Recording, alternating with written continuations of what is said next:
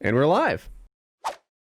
Who do you want to replace for James Bond? the Jeopardy host, Alex Trebek? Yeah, I think they announced the replacement. Did you hear that? They announced a guest. They're going to have like multiple people fill in, and Peter test run it. And that guy who won like millions on the show, whose name's escaping Ken right something now, maybe. Ken Jennings. Okay. Yeah, I think he's going to fill in for a while, which I'm down with that. He's got personality, and he's a goddamn genius, at least as far as Jeopardy questions go. I haven't watched that show in years. Who would be? I used to watch a lot. I liked Family Feud of those realities. Like after, I liked it. It was so lowbrow. It's still on. Yeah. What do you mean it was lowbrow? I don't like Harvey. That's his name, right? Harvey something with the big teeth. Yeah, the big teeth and that caterpillar mustache. Harvey. His fake outrage, his weird Christianity based like morality system always being injected into the answers, like and the answers are designed for it too, right? It's like, what's hard and behind a man's fly? You know, and you know, someone's like, how dare you? No, shut the fuck up. You know, this question was designed to get goofy answers like that. Like, he's not mad. He's playing up the entertainment value. He knows that person is embarrassed to say it, and so he's calling them out. Oh, in front of all these people, you're saying? Like, because at home there's a black grandma going, "Oh shit!" No, Harvey gonna tell him what's what. At home, there was a 12-year-old Taylor watching, saying the same thing. Oh, the over-the-top Harvey reactions turn me off on that show. I need a little more sincerity in my host. I don't need him pretending to be offended by all this. And I like Price is Right. That was my favorite like bullshit game show. Like I didn't like Wheel of Fortune. I liked Jeopardy as an adult, especially when Ken Jennings was going on his like $1 million run. But I always liked The Price is Right. I liked guessing the cost of things. I like when they'd spin the big wheel. I like how pumped everybody would be when they got called down. I even watched that whole documentary about the guy who memorized the prices of everything that was on the show. And then he like appeared in the studio audience like every day for like a year or two until they finally picked him. And then he won the whole fucking thing like no problem because he knows the exact prices of every single item. And he gets down to the final showcase and he's like, within dollars of like nailing it perfectly because he knows what these things cost. He's memorized it. That's great. I love those stories. That guy's of people who you can't really rig those shows anymore because it's all computerized. But it used to just be like the same predictable options over and over. Like when you were spinning a wheel, like if it was an electric wheel, like this show, Press Your Luck. Have you ever heard of Press Your Luck? It's a little older. Yes, I know this one. Go ahead. You'll lay it out great. So Press Your Luck is this game show where they have your face in the middle on the camera, and then around you on the screen is a bunch of squares, and they're flashing different things all the time. And there's one square that's always lit up, and it's seemingly randomly going around the board. So it'll be like 400 up here, 700 down here, minus 600 over here, cruise up here, minus 1,000, bankrupt, and it moves around everywhere. And this guy, this genius, Michael Larson, he sat at home for months and memorized after learning the entire pattern of exactly where it's going to go. And not only that, so like maybe it's coming from the top middle one down to the right middle one. But if that was only the third rotation, he would know, oh, after this is going to go to the cruise. On the fourth rotation, you know, oh, it's going to go after this, it's going to go to the minus 500.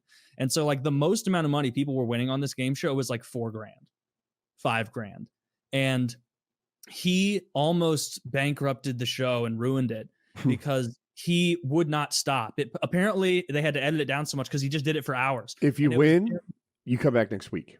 Yeah. If you win, you come back next week. I think they maybe made a rule so he couldn't. But like it was just going beep boop boop boop beep beep beep beep boop boop boop boop, and he would just. You're supposed to yell stop, and like as you're hitting it, like for the theatrics.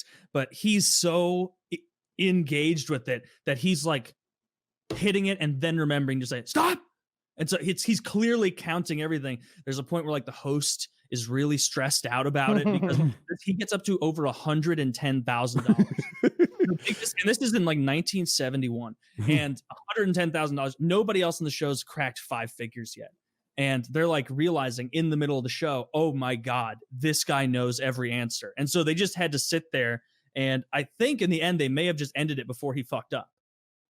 Like they may have just ended the episode before and said, "Oh, that kind of is kind of cheatery. What you did, like card counting, you can't come back." But you still there's a documentary about that too. I think we saw the Mhm. same program or whatever it was.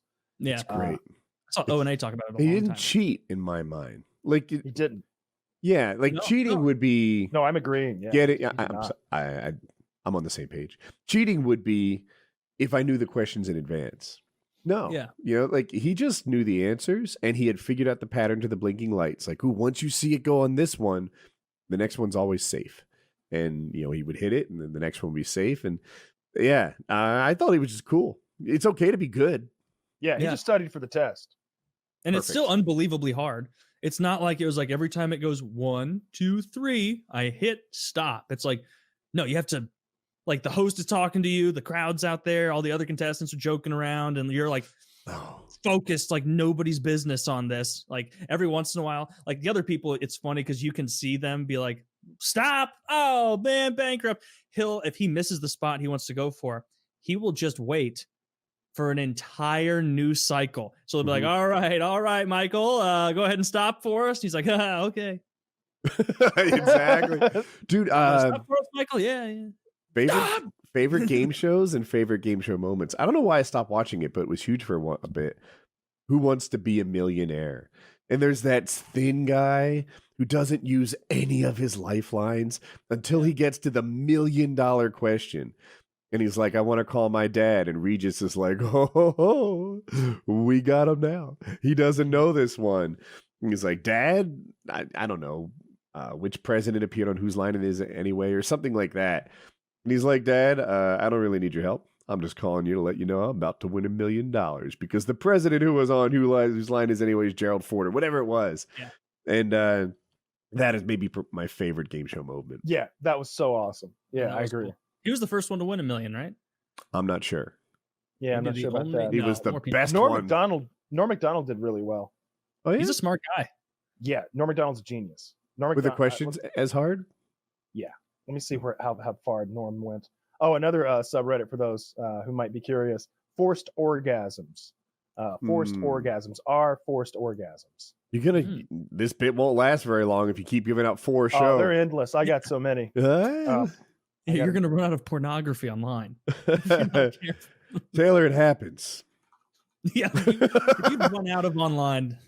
Taylor, I need him to speed up at the rate at which they're producing content at this point.